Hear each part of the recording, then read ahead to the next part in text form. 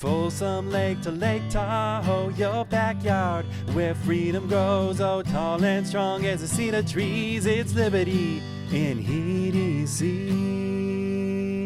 Hey everybody, welcome to Liberty in EDC. We are here with our sheriff, John DeAugustini, from the great county of El Dorado. So we're going to be talking with him about who he is and the sheriff's department and some of our current events going on right now. So, hi John, thanks for coming in. How you doing, buddy? Thanks for having me. Yeah. So first thing is, who is John? Who am I? Yeah. Your family's been in the county for a long time, right? Yeah. So I'm fourth generation. Okay. Born and raised here. My great grandparents came and settled in South County in 1924. Oh. Done everything on the ranch from raising produce and livestock to I grew up raising turkeys. Oh yeah. We raised 50,000 birds a year, 2 broods of 25,000. Oh wow. Growing up, we had a small farm out in Swansboro here. El Dorado County people might know where Swansboro is. We know where it is. Yeah. But yeah, we had, a small farm, we do like 2 turkeys. 2 turkeys. Yeah, we raised commercially. So, but then we got to be, we were too small. We were going to expand, but we couldn't get a long enough contract to make it worth the investment. So that was right about the time I was just getting out of high school. I'd already started a little bit in construction. So then I went full-time into construction. I did that, finished out my time doing that as a general contractor, building homes mostly in El Dorado County with other contractors. Is there any homes in the county that you're like particularly proud of? Like, yeah, I built that place. You know what? I'll be honest with you. Most of the homes that I built were very modest homes, between 2,000, 2,400 square feet that a young family could afford. That was I really enjoyed that. The joke was I built a lot for Tom Findleton Construction at the time, and the joke was, what are we building this time? And he says the same thing, just a little different. So they weren't tracked, but me and a couple other guys, Danny Reel and Guy Lucier, they were just nice. It was neat to see a young family come in and be able to enjoy something and raise their family in that you did. So I'm proud of all of them. I built one giant mansion down in Folsom in the Street of Dreams, American River Canyon North. And it turned out nice, and it was a neat project. I said I did it, but I like building the little ones. So what was after construction? Law enforcement. Started put myself through an academy in '93. Graduated the academy as a reserve deputy sheriff for Amador County. And then I worked there at the sheriff's office for 8-9 years. Then I went to the district attorney's office in Amador County and worked as a DA investigator for. Now, were you on patrol in Amador? At the sheriff's office, yep. Started in patrol like everybody else. Did that time. Was a field training officer. Got into investigations. I was the chief deputy coroner, and then my passion back then was to work narcotics. So I got in. Finally got into narcotics. Worked that for quite some time. Promoted to sergeant. Went back on the street for literally like 6 months. Yeah. And then went back in and ran the narcotics unit at the sheriff's office. And this was all in Amador? In Amador. And then over at the DA's office, I was assigned to general criminal. So I did everything from bad checks to homicides. And then they started a new state task force over there called ACCNET in 2007. Okay. And they asked if I would go in, given my experience working narcotics in Amador County, if I would go in and help get it started. Now, what's ACCNET? It was the Amador County Combined Narcotics Enforcement Team. So it was supposed to be just a 6-month assignment to help get it going, get it off its feet, get its policies and procedures all set up, and processes all in line, and the team established. But I ended up doing that until the day I was sworn in as sheriff here. Wow. So I've been. When you first started doing that, what did narcotics look like then compared to now? Well, many things were felonies, whereas now post Prop 47, they're misdemeanors, which gave us a lot of a hammer, I guess you could say, not so much to just put people in jail, but to get them court-ordered treatment. We had more authority to something more hanging over their head to make it more attractive for them to attend treatment and all that. So now that's not there. Since Prop 47, possession of dangerous drugs is just a misdemeanor. Yeah. So and that can even be a cite and release thing, right? That's usually what it is. Yeah. Cite and release.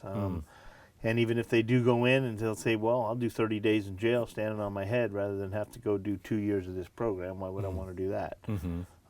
So that was the biggest changes from back then. You know, I started when marijuana was still illegal. So that's another big change. But the game, I call it the game, the narcotics game, it really hasn't changed as far as how you investigate the crimes and work your way up the food chains.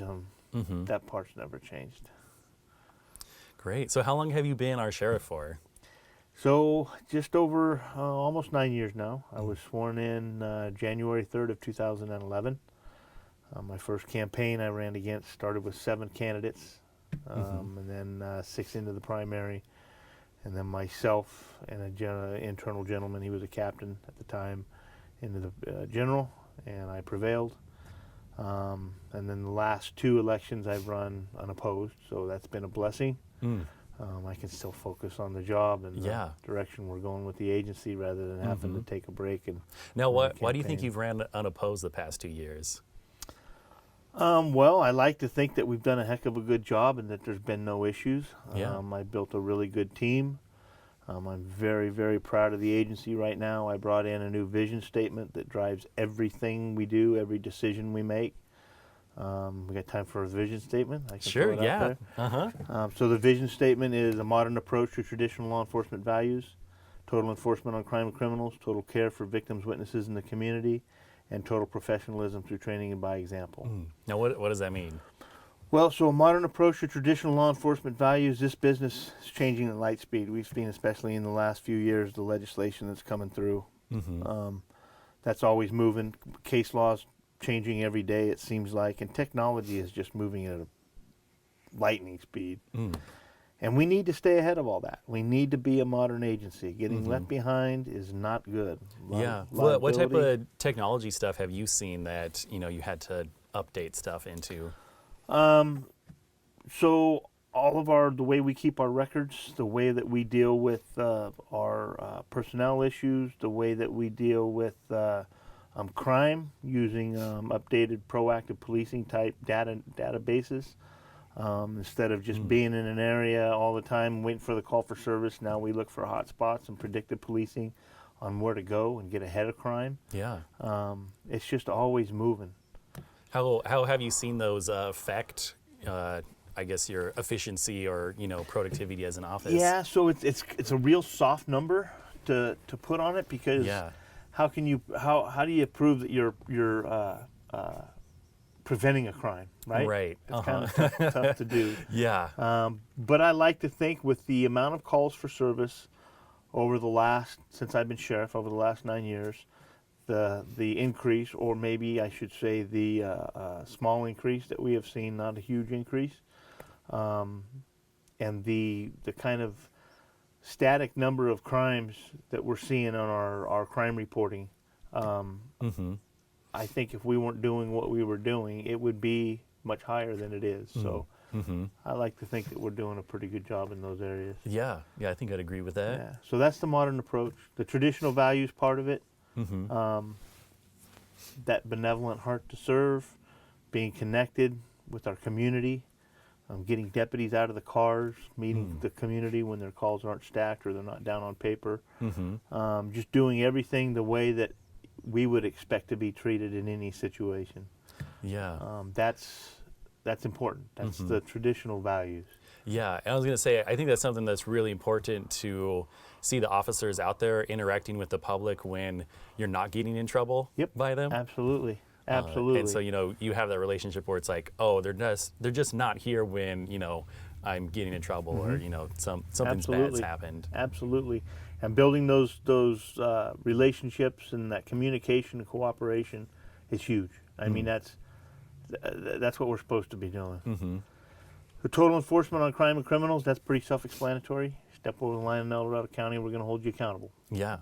You know, I like to say, though, that's not that we don't respect the spirit of the law. And we have a lot of discretion, so I use the example of a soccer mom coming home from a game on Sunday, and little Johnny in the back seat drops a snow cone, she freaks, swerves, rolls a stop sign. She's not necessarily going to get a ticket. Right. But if you're a criminal and you have criminal intent on victimizing our residents, visitors, employees, anybody in our county, you got another thing coming. We're going to find you and hold you accountable. Yeah, we do lots of ride-alongs with the deputies, and I remember one time when we were out there, and someone who was out of county, we pulled them over, and it turns out they had a warrant, and it was kind of a smaller warrant, nothing too crazy. And the guy said, oh, from such and such county that I'm from, like they don't take you to jail for that. And the officers, well, in El Dorado County, if the judge says he wants to see you, he puts a warrant out for you, and we're going to respect that. That's right. That's right. That's a court order. So where are we at? Total enforcement, total care for victims, witnesses in the community. We understand that's who we work for. And directly, that's who signs our paychecks. So anything we can do for that population, for our community, for the victims, for the witnesses, we do. And then the undersheriff likes the term value added. What can we do to go one step further and just be that little extra? And then total professionalism through training and by example. We know our staff can't do their job if they don't have the knowledge and the tools. We provide fantastic training and great equipment. If we can't afford the best equipment, we'll build some restricted fund balances until we can. But the last part, by example, is probably the most important part, especially today's day and age. We see what's going on across the country. Law enforcement's taking it on the chin. Yeah. We are absolutely held to a higher standard, and we know that, on duty and off duty. El Dorado County's still a small town. People recognize this at the gas pumps, at the grocery store, at the barber shop, whatever. That guy works at the sheriff's office. So who we are off duty is also a direct reflection on the agency. Yeah. And putting it all together, it's the right way to do this business. And it's the right way to provide the style and level of public safety that we do. And I think that's what has made us successful, and ultimately has allowed me to run unopposed for the last 2 cycles. Awesome. So speaking of public safety, we just got a new public safety building, right? Yes, we did.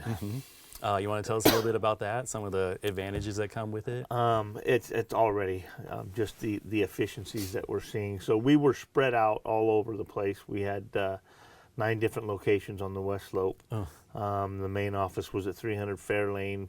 My fiscal division was across the parking lot. Dispatch and OES were under the Board of Supervisors chambers. I had detectives up here on Pura's Road. My support services was on Upper Broadway. Radio shops in Diamond Springs. It was just a mess. Yeah. So when we identified that need, which had actually been talked about since 1984, full documentation of attempts in 1989 starting. Many false starts. So this has been a long time coming. Been a long time coming. So what I believe we identified was one of the main reasons why it failed so many times was the lack of community engagement. You can't do a project of this magnitude. This is the biggest thing El Dorado County's ever done. Yeah, really? By far. Wow. You can't do something of this magnitude without the community support. You got to have that community support. So again, with the style, with our the vision statement and that style of law enforcement that we do, we went around and did many routes. We Work For You. We called it We Work For You community meetings. We met with groups and community members in each supervisorial district. And when we were done going around, we'd start over again and we'd go around again. Just informing them, number one, what we do, what's going on in their area, and then talk about the need for a new building. If if the community would have said, you know what, no, we don't think that the county should be doing this at this time, we would have left it alone. We wouldn't have moved any further because I knew it wouldn't have happened. But the community really got behind it, and we were very blessed. That's awesome. And we have it's almost 14 acres, I guess. 5 buildings, over 108,000 square feet. And now everything's there now. Everything's in one place. Awesome. And just something as simple as going to look at a file. Something as simple as having a recruitment and asking the individual who you're recruiting, hey, come to my office. They don't have to drive all the way from the other end of town. Detectives are talking with patrol deputies. That communication is happening. Everybody's talking. The first within the first couple days, the main break room is right at the rear entrance, where all the staff entrance. And it's a nice break room. It's fitting, and it has a balcony above it. That's the detective division. They have their little break area up there. You could call it a lunchroom. And I was walking in with the undersheriff and one of our other deputies who was heavily involved in the design and delivery, still there for that. We were walking in, and it was right at lunchtime, and everybody was eating and talking and visiting. And he made the comment. He says they're doing exactly what we designed it for, and they don't even know it.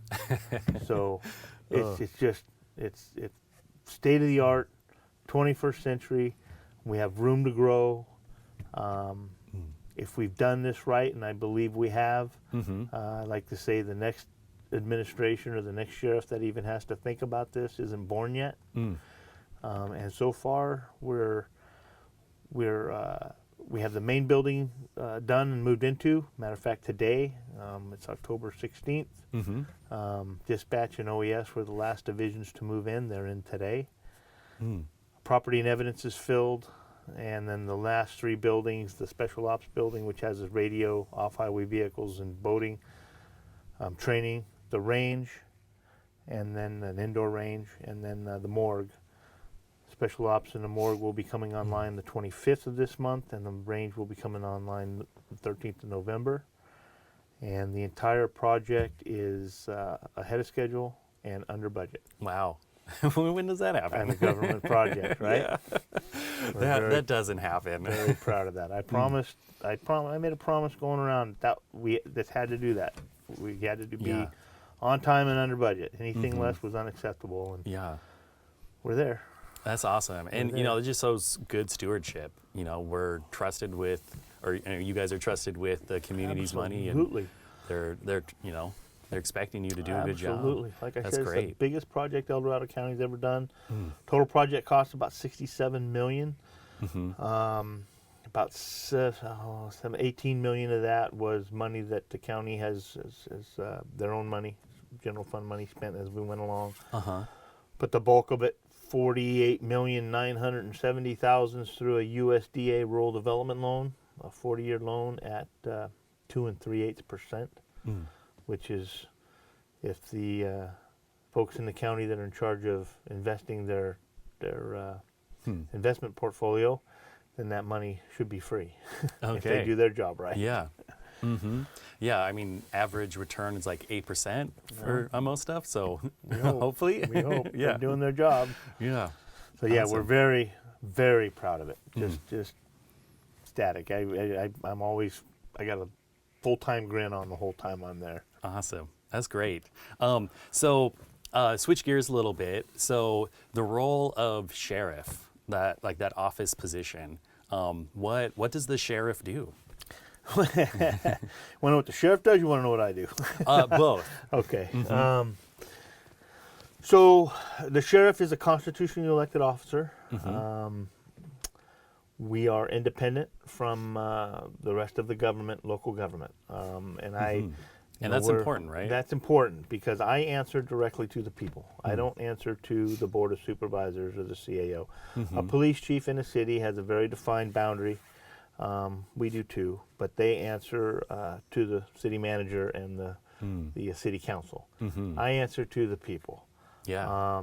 Which I think is very, very important to have that independence. And if the folks don't like what I'm doing, they'll find somebody else. Whereas as a city council, they don't like what the chief of police is doing. They got to go through a whole levels of bureaucracy to get to somebody that's going to listen. And it's been, I take that authority very seriously. I also understand that it is a huge responsibility, and I take that very seriously. But I work directly for the people. So we are in charge of law enforcement, the chief law enforcement agency in the county, for all the unincorporated areas of the county. Okay, so what does that mean? So El Dorado County, we're pretty unique. We have about a little over 1,700 square land miles. That doesn't count the water that we have. So yeah, all of the and we got a lot of water. We got all of Crystal Basin, the Tahoe. We have Folsom. We got Sly Park or Jenkinson's Reservoir. So that doesn't count that. And in that 1,700 square land miles, we have about 185,000 people. Now, we also only have 2 incorporated cities. We have Placerville and South Lake Tahoe. Yeah. Between the two of them, I think they bounce around 40,000 combined population. So that means the other 145,000 are in the unincorporated areas of the county. Most other counties that have land mass like that and population like that, a very small percentage are in the unincorporated areas. Most people live in the cities. Yeah. So we're very different in that regard.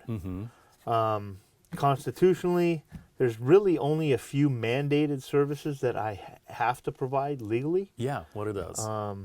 One is a respond to routes and riots, which most people say, well, that's patrol. Well, not really. That's just to respond to routes and riots, major uprisings, things like that. Everything else is a service that the community expects and that we should be doing anyway, so patrol services. I have to maintain the jails and provide for the care of those placed in our custody. And I have to service the courts. I have to provide bailiffs, court security for our courts in our county. Other than that, just a couple other little things. Those are the only things that I'm really mandated to provide. But of course, it's much bigger than that. Yeah. We're also my office is also combined, which was legislatively allowed years and years ago. So I am the sheriff, coroner, and public administrator. Oh, okay. So the coroner's division, we have a full coroner's division. We investigate all deaths that fall within the jurisdiction of the coroner, which are unexplained, unexpected, criminal, or suspicious. Those all get reported to our office. We average right around one a day. I think last year we had something like 374 coroner's cases in the county. So about one a day. And then now who handles those in the sheriff's office? So we have it's a sergeant's command. We have a couple deputies and a sergeant assigned to that division. The sergeant answers to a lieutenant, who answers to our support services captain, to the undersheriff, and myself. Ultimately, I'm responsible. And hence the new morgue. So we'll be able to do all our own cases and all our own inquiries in-house. Wow. And then the public administrator side. So yeah, what's that? All deaths in the county without indigent deaths, or disputed estates, or estates without any next of kin, where there's no wills. Probate, the county will assign us to the public administrator to handle those estates. Okay. So we have a division for that. I have an assistant public administrator, Mary Ann Thaindon, who handles those. She has a couple of assistants. This is a civil division, so while we do have a separate civil division to serve court civil processes, and they help her in the public administrator side, but her division is all civilian staff, support staff. So they do all that.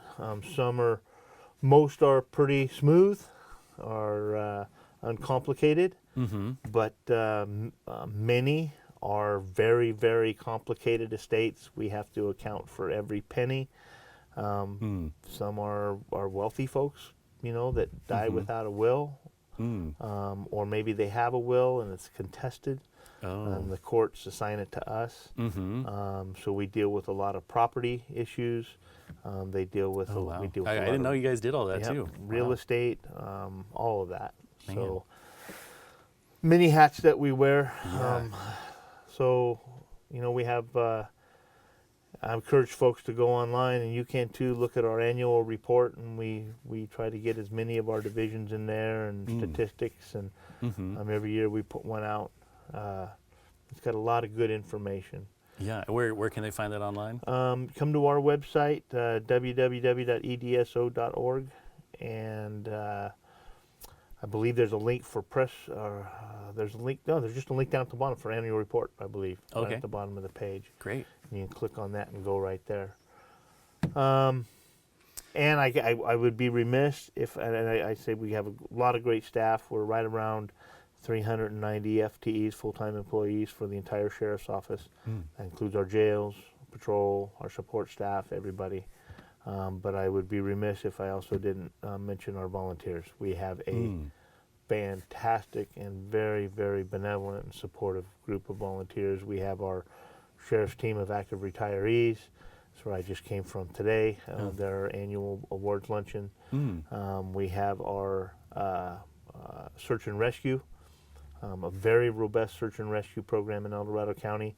Seems that a lot of people like to come to El Dorado County and get lost. So they're very, very busy. And then our explorers, our youngsters that are in our local explorer post. I think we're pushing 60 in that program. Really? Awesome. They do a lot of things for the community and for our agency. And I apologize if I'm forgetting somebody. Our air squadron. We have all volunteer air squadron that have cool. air assets that if we need any type of air support for anything, all we got to do is pay for the gas. Wow.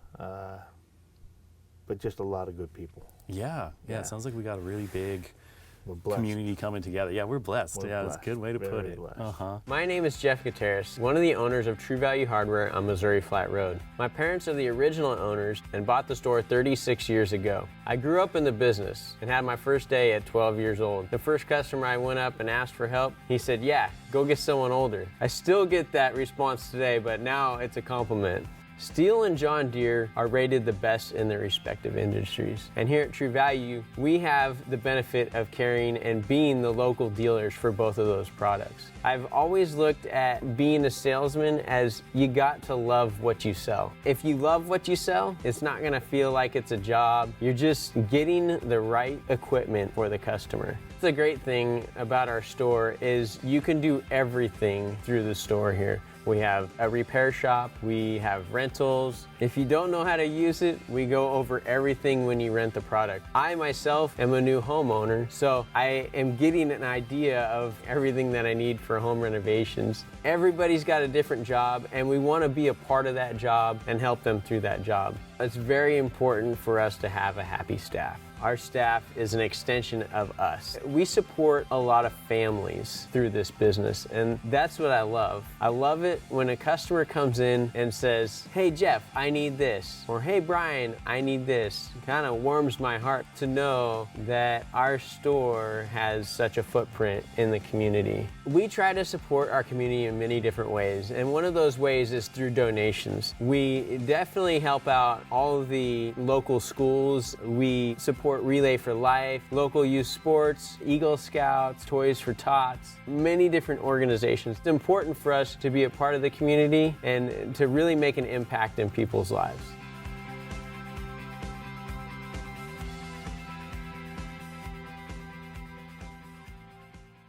Very blessed. So one of the departments that you oversee in the Sheriff's Department is the Homeless Outreach Team.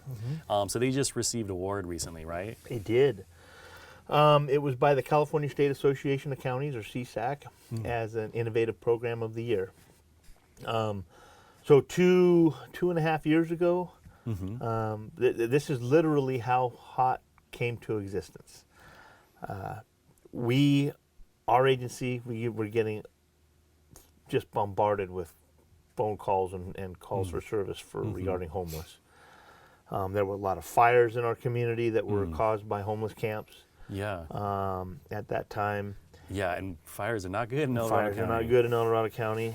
And we were getting a lot of complaints from some of the local first responders providers that our homeless population was really taking a toll on their services, using the ambulances for taxis, basically, showing up at the ERs, filling up the ERs.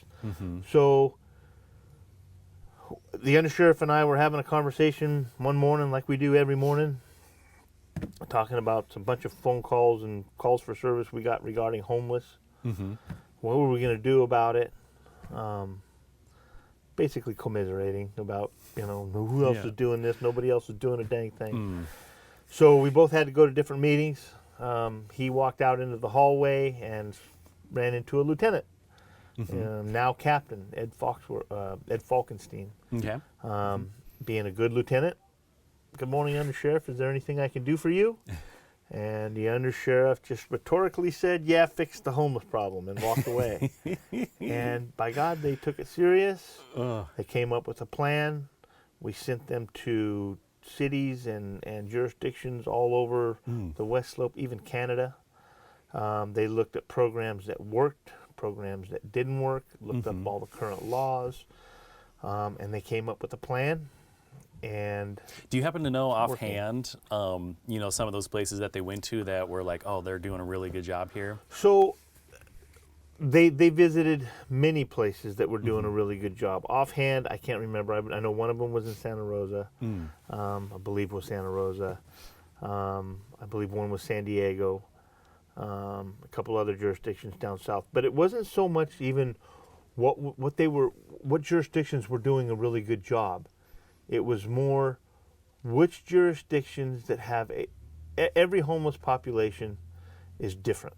And every jurisdiction is different. Therefore, every need from the homeless population and the needs that can be met, not to just help them, but to work on ways to end the homelessness. There's different everywhere. So they came up with what works for El Dorado County. And I can't remember the numbers, but I do know they have reduced homelessness from the chronic, unsheltered. So they're not dealing with the couch surfers. They're not dealing with the ones that have a vehicle that just don't have a home, but they're moving around from place to place. They're not dealing with those type of homeless. They're dealing with the ones that are camped out behind Walmart, Kmart, that are in the dirt, unsheltered, homeless. Yeah. And they have reduced that number since they started through reunification with family, through home, getting them housed, through whatever means, and parent partnering with other programs, 83%. Wow. From the numbers that they started with. And those numbers are accurate because one of the first things they did was they had one of our sheriff's techs, who I believe is an analyst now, work with the county surveying department and ArcGIS and some mapping software, and that has a whole database side to it and layers and all that. I don't understand it. So and they identified and mapped all of those unsheltered homeless in the unincorporated areas of our county. And not only did they just do that, then they stayed with them and they monitored them. They logged what programs they were providing, what issues they were helping them with, get them documented, get them a driver's license and an ID so that they can travel to their family, things like that. Yeah. So they're working on basically a one-on-one basis with them. Right. Yep. So and it's a relationship, absolutely. not just a blanket. Nope.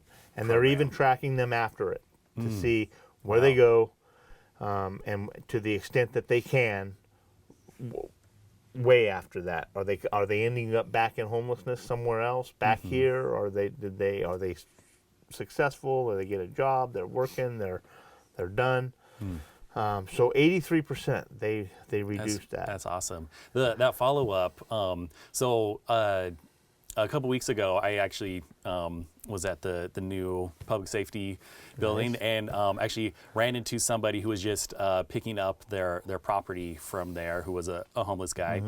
And I think you'd fall into that category of being chronically homeless, like just living out there.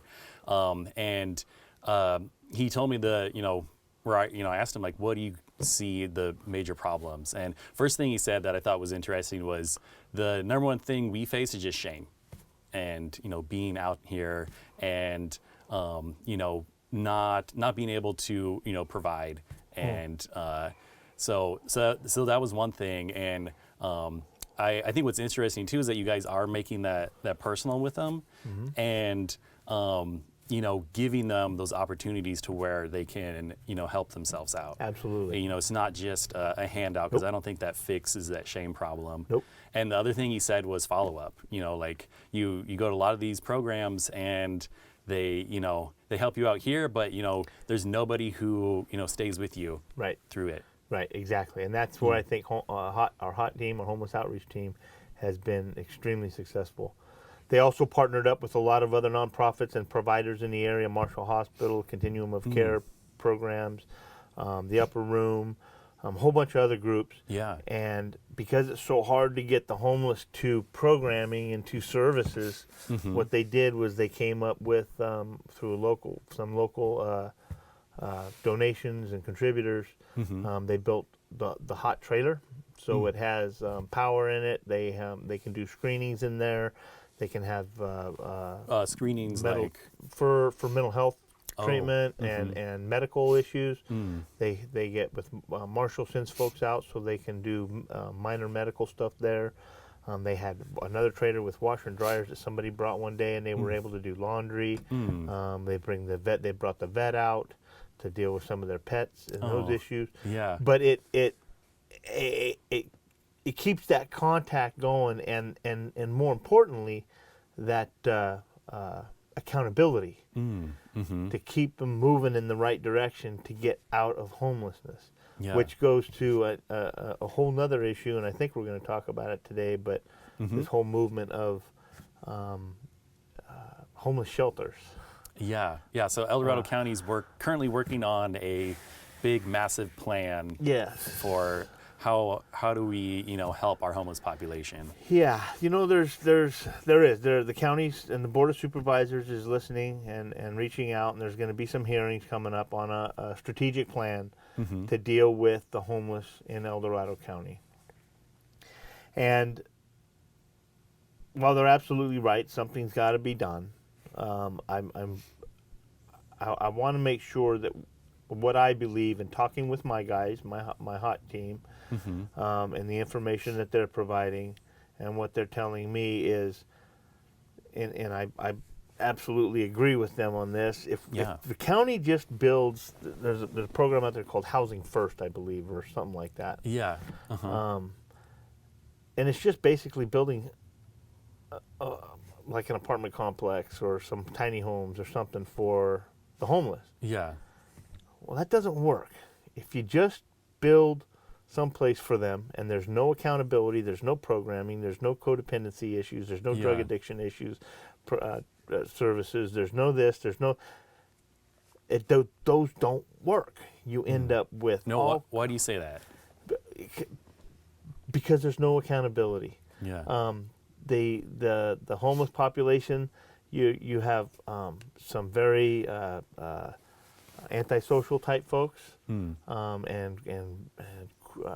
criminal type behavior. Yeah. They will start taking advantage of the other ones that aren't that. You have a lot of drug issues. A lot of the homeless population will tell you they have addictions. Yeah. Either alcohol and or drugs. There's no way to stop that. The violence that can occur, that will occur, it doesn't work. It just doesn't work. Now, there are programs out there that do work. There's one out of San Antonio, and I believe it's called Restoration, something Restoration. And what it is, for lack of a better term, you could call it a halfway house with services. Okay. If folks want to get out of homelessness and we can work them into these programs, they can have a place to stay. But if they have addiction issues, they're going to be going to addiction treatment services. If they have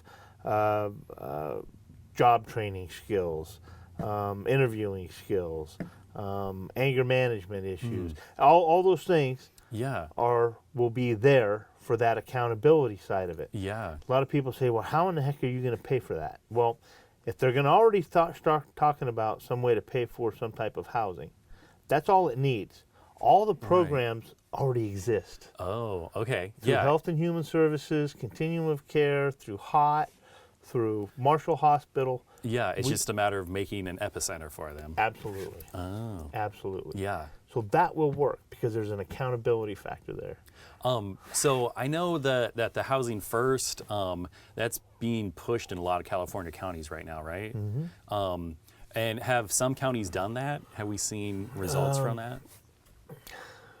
Yes, and I can't remember where. Okay. I don't remember. The reason they're pushing it right now is there's a big push for these grant dollars that are going to be coming available, and it's going to be the quickest way to get your hands on it. That's what that's my opinion. Yeah. That's my opinion. How much grant? Oh, I don't remember. Millions. Millions. Yeah. So it's almost not even we care about the homeless population. It's we're going to get grant money. I wouldn't say that. No. I believe they truly do care about the homeless population. Yeah. They want to do the right thing. Mm-hmm. But you start trying to fix the symptoms so much instead of just fixing the problem. Well, how about let's get them out of homelessness? Let's not just take care of the homeless. Right. Let's get them out of homelessness. Yeah. That fixes it. Well, we want to get them out of homelessness. We want to build them homes. But those don't work because they're going to bring all the issues that they have out in their little homeless camps under a roof with no accountability. Now you're just going to be dealing with them in a house. Mm-hmm. So it's kind of just. To me, it seems like you're basically just changing the definition of by moving them into this, place now. Yes. That they're no longer homeless, but you're not really fixing it. Yep. You're just changing what the definition is of them now. Nailed it. Nailed it. Now, you said the HOT team's doing screenings out there. Do you know offhand about like how many people we see in the homeless population who are facing mental health issues? How big of a problem for I would say the population majority. Is that? Yeah. I don't have a percentage number for you, but the majority. Mm-hmm. Okay. And that's also a very good point. We're talking about the homeless. We're talking about dealing with codependency issues, and we talk about mental health and dealing with the mental health issues. Mm-hmm. But mental health, mental fitness and mental health is probably, in my opinion, the biggest issue that we're dealing with, that we have, that we aren't dealing with. My jails, county jails across this state, across this nation, are now the de facto mental hospitals for the country. Yeah, because they, when did they shut down? Long time ago, under Reagan was the governor, the feds started cutting funding. I have a theory. I've had some robust arguments with different folks over it. Yeah. Which is a really, really good movie that received many, many awards. The acting was fantastic. Yeah. Really did a disservice to the mental health providing profession, and that was One Flew Over the Cuckoo's Nest. Oh, yeah. Now, some of that stuff was going on, absolutely. I'm not saying that the way we dealt with our mentally ill population was good. A lot of people probably miss the point of that movie is it's supposed to be an allegory, not necessarily this is the current state of our mental health programs. Right. But that's what it did. Yeah. That's what, and everybody freaked out, and we lost a lot of funding, and a lot of mental health hospitals closed. We don't have any place to put folks anymore, so they end up in my jail, which is not designed for that, by the way. Yeah. And we're trying to stay in front of all the lawsuits of, why aren't we providing this service and why aren't you providing that service? And the ACLU and the prison law office and everybody else wants to do their little tours and come up with reasons to sue us. And so it's a tough situation. But if we would focus on that mental health population, that mentally ill population, and think about a way to focus some state and federal resources into that arena, I think that would be a huge way to help that issue as well as the homeless problem. In the jails, why aren't you guys equipped to handle that? You know, some people might be wondering, like, well, why not? Well, but part of it is staffing, having licensed clinical psychologists and folks in our facilities 24/7 to deal with the mental health issues. We can't afford that. The mental health providers can't afford, well, they say, yeah, we can do it, but this is going to be millions of dollars. So it's just not efficient to do it this way. Not in our setting. It's two separate things: incarceration and care. Yeah. From a mental health issue. Yeah. It's different things. Now, part of what our jail expansion is SB 844 money that we have was approved by the state. We're doing a $25 million jail expansion. We're going to be starting it here probably within the next year. We'll be breaking ground. And that's adding on to our current jail? Adding on to our current jail. It's not a net bed increase. We're not really gaining any bed space. How come? It is all because that's what the money can't be used for. It can be used just like for facilities, programming, mental health, medical, things like that. So that's what we're adding on for. And to be honest with you, the main reason we're doing it is to stay ahead of those lawsuits because they're coming. There are agencies all over the United States that are in suits, and then you end up with... So what are these lawsuits that... you name it. Name it. Anything, anything. So somebody will call up, they'll get a complaint from an inmate says that it's too cold. Oh. And there's standards. So someone's suing you for that. And that opens the door. Once they open that up and they start requesting records, they start looking for your temperature records, your meal records, your daily meal, your calories that you're providing, your medical services, the conditions, the type of bedding you're using, the type of toilet you're using. Everything comes into play. And then what happens is they hit you with so many requirements, and the court agrees, and they hit you with so many requirements that you end up settling.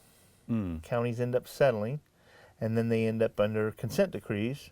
So they end up with these contracts with basically these legal organizations that sue you, and the government saying that you're going to do this, and we're watching you, and we're going to be auditing you every 6 months. Those kinds of things. So we're doing everything we can to stay ahead of those. Is that necessarily a bad thing? I mean, just adding more accountability, or is it not adding more accountability? Well, it would be if they were reasonable. If we were running a jail built in 1952 with bars on the windows, we weren't paying attention to our inmates and we were feeding them bread and water, then yeah, I could say that would be a reasonable lawsuit. Right. But some of them are, in my opinion, ridiculous. The National Institute of Jail Operations, NIJO, released a study from 2017, I believe. 70.3% of all settlements to county treasuries, so all lawsuits paid out by all counties across the nation, 70.3% are due to corrections issues. That's how big of a hit it is on county coffers. Wow. If you don't stay ahead of these issues and take care of your facilities and take care of your inmates correctly. So that's what we're doing. Now, do you know if that, that huge percentage of lawsuits, is that, legitimate claims, or, are courts kind of, not doing law enforcement any service here? I think some of them are legitimate, Yeah. but some are. I think the courts aren't doing us any favors. You look at AB 109. Which one's which that? was prison realignment back in 2011, October 31st of 2011. So that was low-level offenders from prisons going to jails, And right? the sole reason for that was to lower the population of our state prison system that was supposedly overpopulated. And they had the pictures and the videos of the bunked prison cells and dormitories and yards and all that. Yeah, I remember seeing those like gymnasium-sized rooms and just stacked 3-4 high. Yep. And I'm not saying that wasn't an issue. I'm not saying that that's not a problem. Right. And the argument was, we can't build our way out of this prison system, and that's why they changed a bunch of laws, Prop 47, Prop 57, SB 50, all this other stuff. But anyway, that one lawsuit that caused AB 109, which I'm sorry I can't remember the name of it right now, No worries. fundamentally changed the entire way we deal with our incarcerated population in California. And I believe in a very negative way, not good for public safety in the long run. There are people that need to be in prison, not in county jails, and I don't want some of these people that are now in my jails in my jails. We were designed for 1-year sentences or less. That's what county jails are for. Yeah. Misdemeanor sentences and pre-sentence inmates. And with their sentence to a misdemeanor, 1 year or less. If you get a felony and it's 1 year or more, you go to state prison. That's the way it used to be. We weren't designed for that. Yeah. Now we're dealing with, I think we have a 14-year sentence in our jail. Wow. So we're dealing with all those long-term medical issues. We're dealing with all the dental issues. We're dealing with everything else that comes with that long-term inmate and aging inmate. Plus, we're dealing with prison politics that we never not had in our jails. Even if they were a sophisticated felon, they knew they were going to prison, so they'd hold back on their games, and then they'd pick them up when they got to the big yard. Now we're seeing it in our jails. We have more assaults on staff. We have more assaults on inmates. We have a huge drug problem trying to come into our jail. We have, you name it.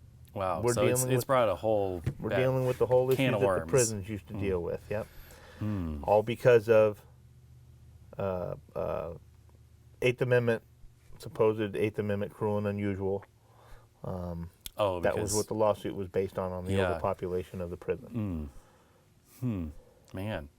Do you see, or, is California doing anything right now to try to open up more prisons or, possibly reverse this? They are, but their population is down below what they had to meet, which was 100 and some % of capacity. They've met that. They're there. And as long as they can keep it there by reducing these crimes to spend time in my jail and reducing serious felonies and non-violent felonies is what they call them. As long as they can keep doing that and sloughing them back down to the counties, state doesn't care. So we're calling more serious crimes, we're calling them less serious, so we can... Non-serious felonies, that's what they call them. Oh, man. Yeah, that doesn't sound like a good thing. Nope. Nope. And then, speaking of bills, too, our governor signed into law recently a new bill that affects lethal use of force for law enforcement. 392? Yeah. Yeah, so that was... Or deadly force, they call it. Yeah, use of deadly force. That was, in my opinion, a huge... From where it started to where it is now, even though I still believe it was unnecessary, it was a huge win, I think, by law enforcement to get 392 amended to what ended up passing. What did it start as? Well, it started as basically what the standard is or was what was reasonable to a experienced officer given the facts known at the time without hindsight 2020. So what that all means is it's not what the typical citizen on the street thinks. It's what the reasonable officer thinks. Yeah. And with the training, the knowledge that we have in our job. Yeah, according to other officers. Yep. Who would be in that Given same circumstance. at the time, with the information they know at the time. Right. So, say you get into a confrontation with somebody that has a firearm. Okay, the call is guy walking around with a firearm. We show up. He points it at one of my deputies. My deputy shoots and kills him. Okay. Okay. Let's say, but you didn't know that an hour before that he was at the local toy store and that's a toy gun. Okay. Okay. Yeah. So I say that without hindsight 2020. Yeah. So the new law, when 392 first came out by Weber from Southern California, it That's had a congressman down there? an assemblywoman. Assemblywoman? Okay. It came out, it changed the word reasonable to necessary. Okay. It took out the reasonable officer standard and made it just a reasonable person standard. And it took out the hindsight portion and made it with the information that they should have known. Well, that was a nightmare. Because if we should have known that that was a toy gun, then shooting him would not have been necessary. Necessary. Yeah. It was ridiculous. So this was in direct response to the Stephon Clark shooting out of Sacramento a few years ago. That was the hands up, don't shoot one, right? Or No, that was the cell phone. Okay, right. That was the cell phone. Yeah. This was in absolute. I stood in front of her and told her. She said, "Yeah, well, no, that's what it's in response to. We need to fix this." And I asked her in front of with a bunch of my peers. Every year we go down for ledge days down at the state capitol, and there's a bunch of us sheriffs that get to stand in front, call in a bunch of different legislators and ask them, talk to them about different legislation. And I asked her. I said, "Tell me what you know about the Stephon Clark shooting." And she said, "Well, he was just a young African-American male who inadvertently got locked out of his grandmother's house and was knocking on the door trying to get her to let him in when the police came around the corner and shot him for no reason." And I said, "And that's what you believe?" She goes, "That's what happened." I said, "No, ma'am. That's as far from the that's not facts what happened. than you can get." But that's what she believed, and that's what she was stuck on. So what did happen in that case? It's been a while since I've thought about it, but I believe he was reported as going around smashing windows on cars or looking into windows on cars. The police showed up, identified him as the person matching the description of the person that was doing that, tried to get him to stop. He ran from them. They chased him. He ended up going through a bunch of residential backyards, ultimately into one backyard. They had no idea it was his grandmother's backyard, but it was. When they came around the corner, and there's video of this, you can look it up, he lunged at them with something that was shiny. Yeah. And if you look at the video cam, the body-worn cam video of it, it looks like a gun. And the way he stands, the little flash that took place, it was a reflection off of it. Right. Looked like a muzzle blast, and they shot and killed him. Was it reasonable? That's what the courts have, or the district attorney and the state attorney general already said. Yeah. That it was reasonable. It was a reasonable use of force, justified use of deadly force. Under the new bill, as it was originally written, it would have not been. It would have been, they would have tried those officers for homicide. Yeah, because so they should have known that it was a phone. It would have phoned. And they should have known he was in his grandma's backyard. But yep. So we, working with the legislature, working with the author, working with some of her co-sponsors, the law enforcement industry as a whole, California State Sheriff's Association, California Chiefs, California Peace Officers Association, all the big ones, worked on that bill.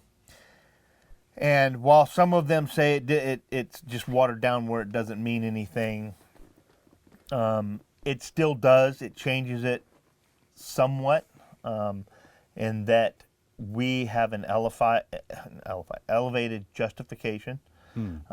It still needs to be reasonable from a reasonable officer without hindsight 2020.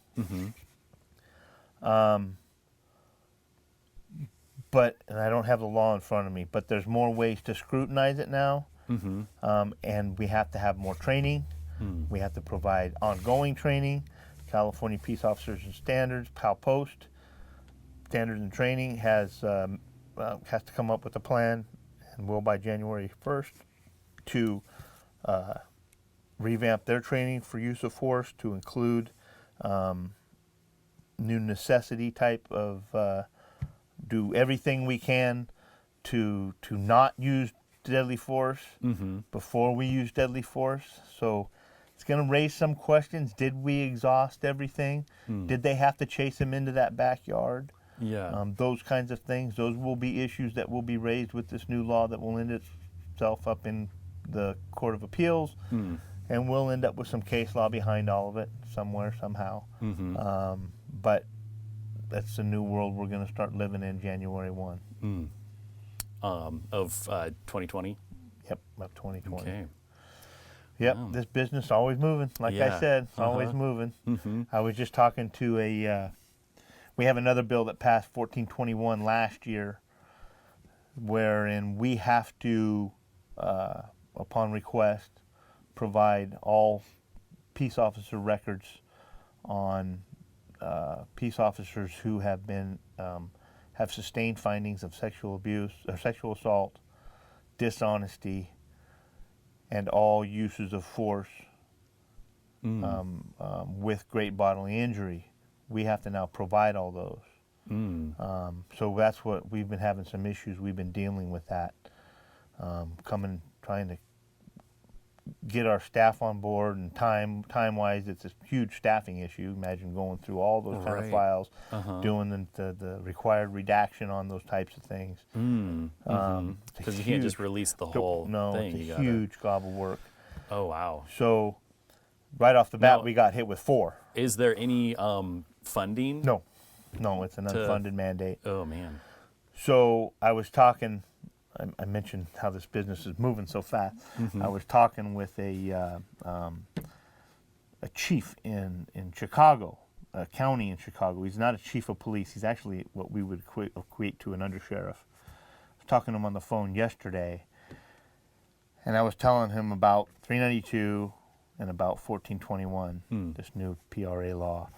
And he says, "Oh, trust me, buddy, we've been watching you guys very closely, because what happens in California, so goes the nation." He goes, "So we know it's just a matter of time before it's here. So we watch how you guys deal with all these issues." Yeah, so we're kind of the guinea pigs for all this? Exactly. Oh, man. Exactly. So. Okay. Is there any other stuff coming up regarding law enforcement in our county you want to talk about before we close out here? Oh, boy. You know, I can't think of anything specific right now. We talked about a whole lot. All I can really say is I think we're very, very blessed in this county. Yeah, we're very blessed. We have our issues, obviously. To say that we don't have crime or anything like that is very naive. Of course we do. Yeah. And we have our share. But for the most part, compared to, and I talk to my peers all over the place, we're in pretty good shape. And we got a great community. We got a lot of good people. Our staff in our sheriff's office, we just ran a recruitment for sergeant, and one of the neatest things is to have a difficult decision for a recruitment. Right? Think about it. When you have a whole bench of really good qualified people, and you have to choose one. Yeah, you can't take them all. No, that's a great place to be in. And that's where we are, and I feel really good about where we are and where we're going. Yeah, we got a lot of great deputies out there. Yes, we do. Awesome. So if someone wants to know more about the Sheriff's Department and what you guys are doing, where should they go? So they can go to our website, www.edso.org. They can download, like I mentioned, our annual report earlier. It's a great resource. There's a lot of information in there and a lot of contact information. If you just, or call us, 530-621-60, wait a minute, 530-621-6200. I'm sorry. No worries. I'm having one of those old moments. We'll stick it up on the screen. They'll throw it up on the screen. Call that number for the Sheriff's Office. We're there for you. Come visit us. Come look at your new Sheriff's Office at 200 Industrial Drive, just south of 50 on Missouri Flat Road. Yeah, it's impressive. I can drive up and just. It's beautiful. It's everybody's grinning from ear to ear. It's beautiful, and it's very efficient.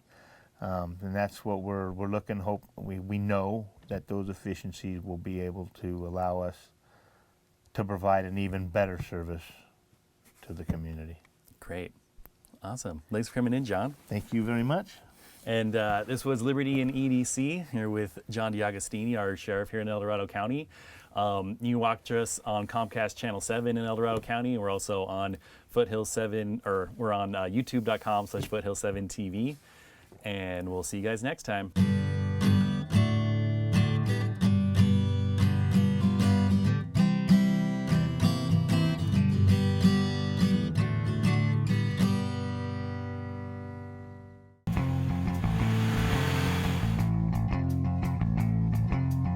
Hi, I'm Rick Rowe, owner of Placerville Polaris and Power Tools. I've owned and operated Placerville Polaris since 2007. If you'd like to experience the off-road, or if you have property in our community, come on in. Let's see what we can build for you.